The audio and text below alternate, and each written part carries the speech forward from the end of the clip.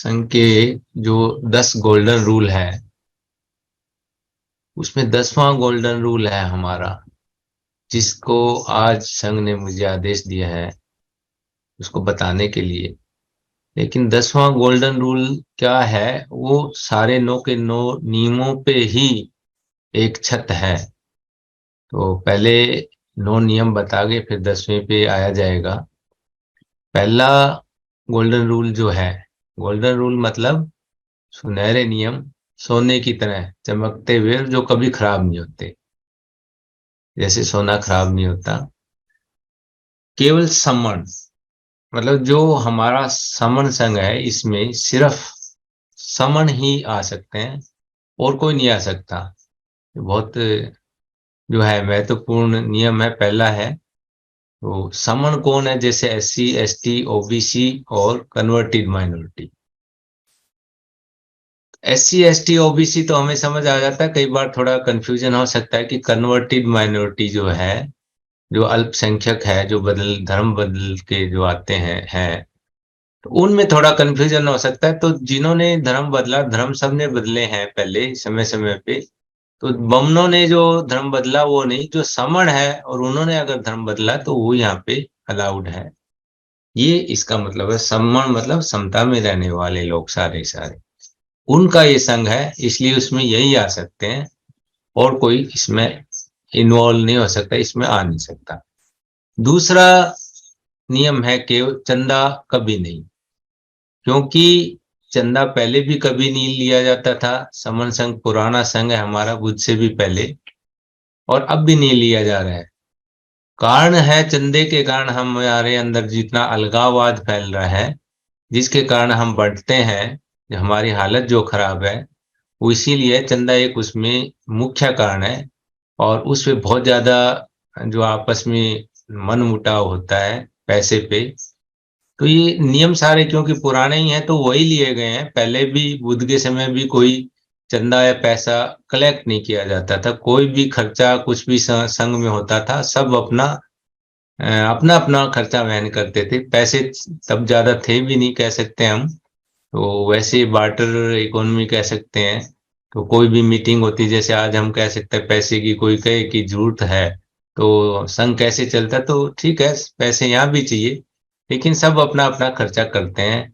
पहले बुद्ध से पहले भी ऐसे ही होता था। सब अपने, कोई सभा होती थी तो आते थे, कोई मीटिंग मेला, और अपना आटा दाल चावल सब कुछ लेके आते थे। 2 दिन रहते, 3 रहते, 3 दिन रहते, और सब अपना उसके बाद घर चले जाते। सारा खर्चा खुद करते थे मिलजुल के। उसी तरह अब चंदा कलेक्ट नहीं किया जाता है। यहाँ पे कोई मीटिंग है, किसी तरह का जो भी कार्यक्रम होता है, उसमें सब आपस में शेयरिंग करते हैं, और आना जाना ट्रैवलिंग सब कुछ शेयर करते हैं, किसी एक पे बोझ नहीं डाला जाता। तीसरा जो गोल्डन रूल है वो जाति का अभ्यास कभी नहीं, क्योंकि संघ में जाति का अभ्यास हो ही नहीं सकता। अगर संघी है तो जाति नहीं होगी। जाति ने हमें, जैसे कह सकते हैं 6743 जातियां हैं, इतना बांटा हुआ है। और जो बहुत ही हमारे लिए जहर है, जिनके लिए ठीक है, जिनको अच्छा है, जो जाति के नाम में बांट के कोई फायदा ले रहे हैं, वो तो क्यों चाहेंगे जाति खत्म करना।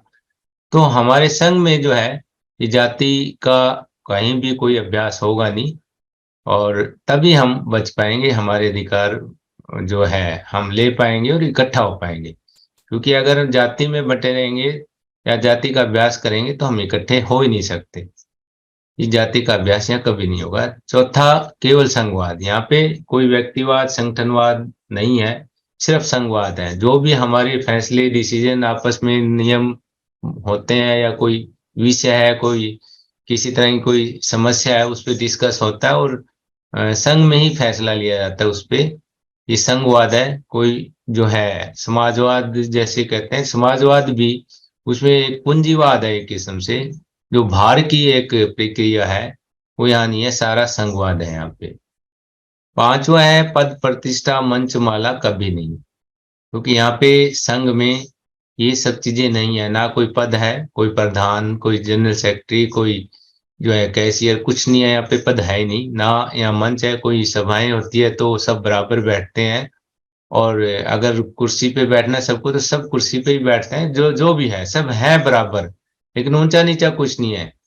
ना मंच है ना माला है, कोई स्वागत की बात है, तो सभी यहाँ पे सम्मानीय है। और कोई अलग से कोई विशेष जो कोई विशिष्ट अतिथि या ऐसा कुछ नहीं है, या कोई आते हैं स्वागत के लिए माला, ऐसा कुछ नहीं है। तो ये चीजें जो है, ना ही कोई इस तरह की कोई प्रतिष्ठा के आधार पे गैर बराबरी है कि कोई धन में कोई ज्यादा धनी है या कोई ज्यादा अधिकारी है या कोई किसी तरह का कोई पद के नाम पे कोई राजनीतिक विशेष आदमी है, तो इस तरह की प्रतिष्ठा के आधार पे कोई गैर बराबरी नहीं है। तो ये क्यों बनाए गए हैं इस नियम जैसे ये पांचवा भी, ताकि हम इकट्ठा होने में जो समस्याएं जो अभी तक आ रही है वो दूर हो पाए। क्योंकि ये हमें बांटती है, पद के नाम पे हम लड़ते हैं, या प्रतिष्ठा पे या पैसे पे या मंच, कोई कहे मुझे जो है मंच पे नहीं बिठाया, मुझे बोलने नहीं दिया, मुझे भाषण नहीं करने दिया, ये सब चीजें बहुत सारी है जो संगठनों में या राजनीतिक पार्टियों में ये सब चलता है। और उसके कारण वो सब बढ़ते रहते हैं, लड़ते हैं। किसी को थोड़ा सा कोई भाषण नहीं देने की बात है या कभी अखबार में नाम दी, उसी से नाराज हो जाते हैं, वो उन सभाओं में भी नहीं जाते। ये छोटी छोटी बातें हैं जो हमें बांटती है, हमारे अंदर इस तरह घर कर जाती है। तो ये नुकसानदेह है, इसलिए पांचवा नियम हमारा ये बनाया गया। छठा है पंजीकरण कभी नहीं। क्योंकि पंजीकरण करने से, पंजीकरण मालिकाना हक जो है एक किस्म से मिलता है। पंजीकरण की जो प्रक्रिया है उसके लिए 7-11 जो सदस्य चाहिए, उसमें एक प्रधान होगा, एक जनरल सेक्रेटरी होगा, कैशियर होगा। तो उस तरह की जो पदों की जो उसमें बंटवारा होता है, और उससे जो समाज है वो बढ़ता है। कोई प्रधान है, काम भी कैसे करते हैं, वो अपने स्वार्थ के लिए काम करते हैं, फिर उसके बाद वो, तो ये जो पंजीकरण करने का सिस्टम है। और उसके अलावा भी जो पंजीकरण करेंगे किसका, क्योंकि ये संघ है, संघ का पंजीकरण करने की कोई अथॉरिटी है ही नहीं और जरूरत भी नहीं है। पंजीकरण का होने का मतलब कोई मालिकाना हक, और कोई मालिक बनता है तो फिर अपना हक जमाता है।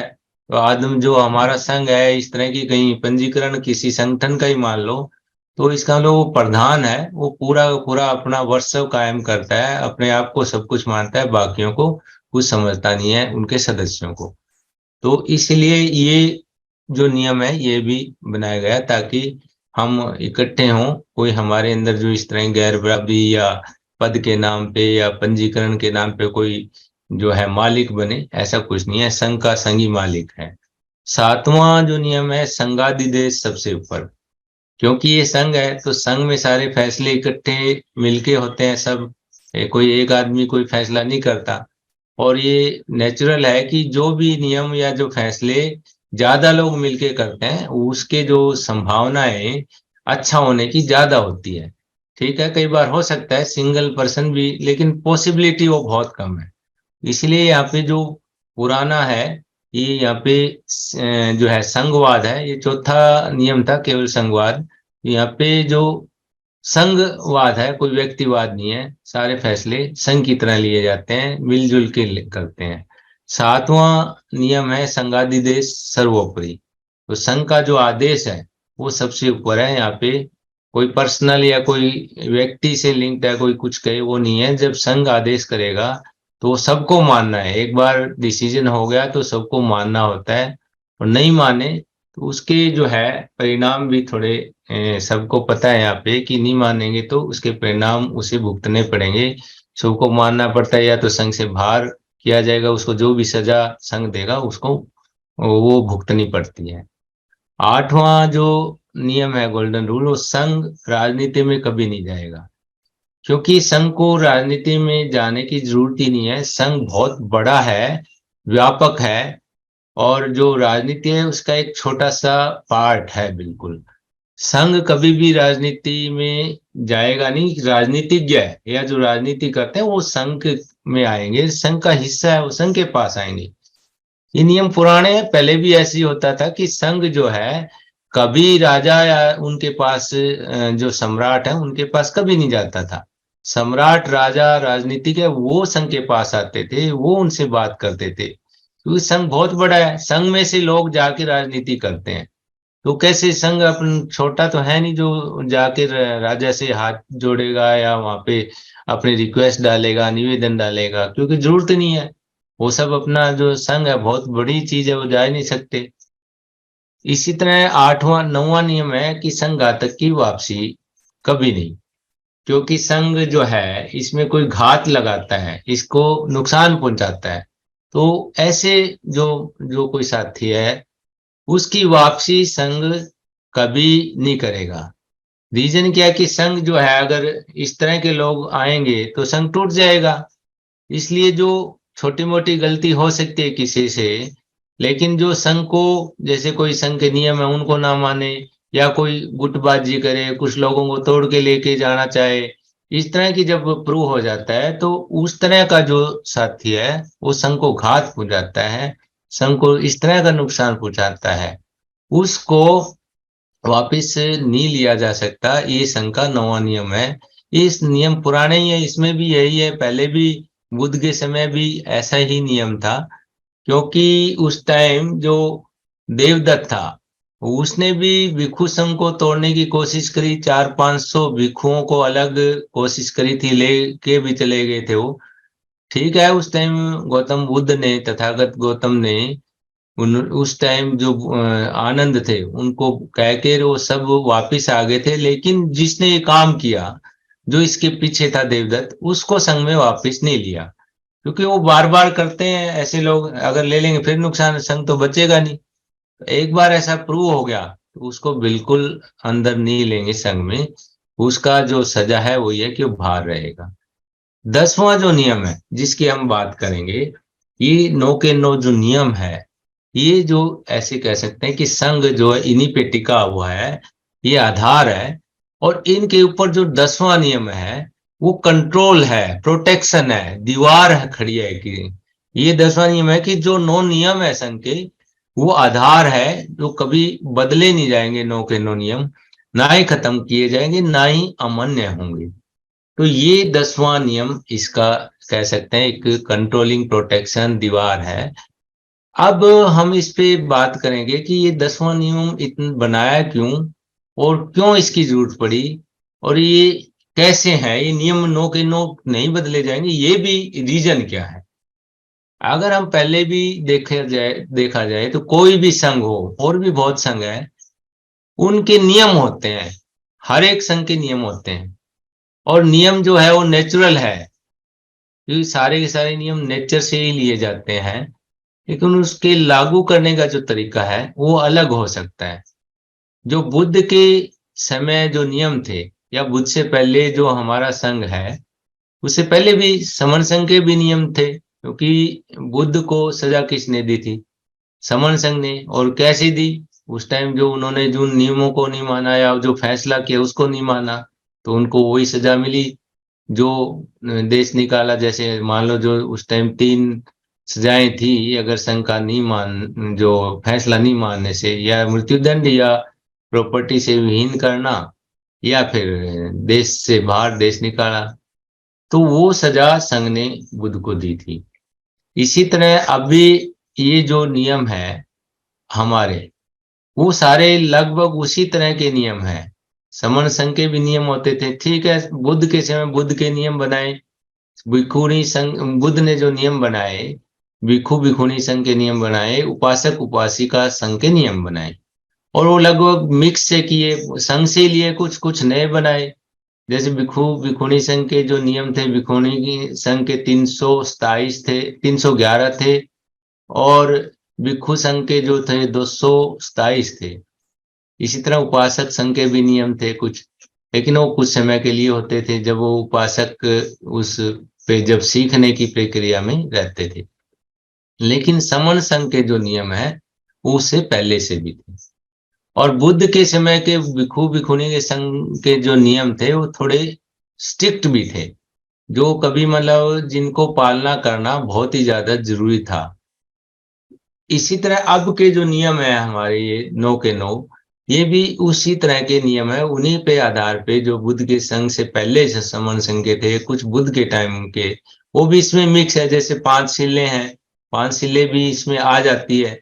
आचरण जरूरी है, आचरण सही होगा जब भी संघ जो है इकट्ठे हो ही नहीं सकते अदरवाइज तो ये। लेकिन एक जो नियम दूसरे विदेशों में है और भी लगते हैं, कोई भी संघ करता है, उसकी इम्प्लीमेंटेशन, उसके लागू करने का जो तरीका है वो समण संघ का डिफरेंट है।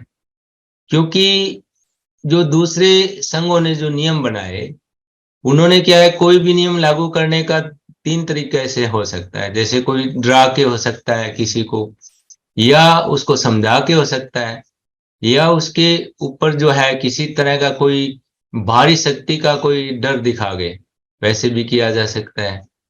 तो समण संघ के जो बुद्ध ने जो नियम उस टाइम लागू करने का तरीका अपनाया था, वो समझाने वाला तरीका अपनाया था।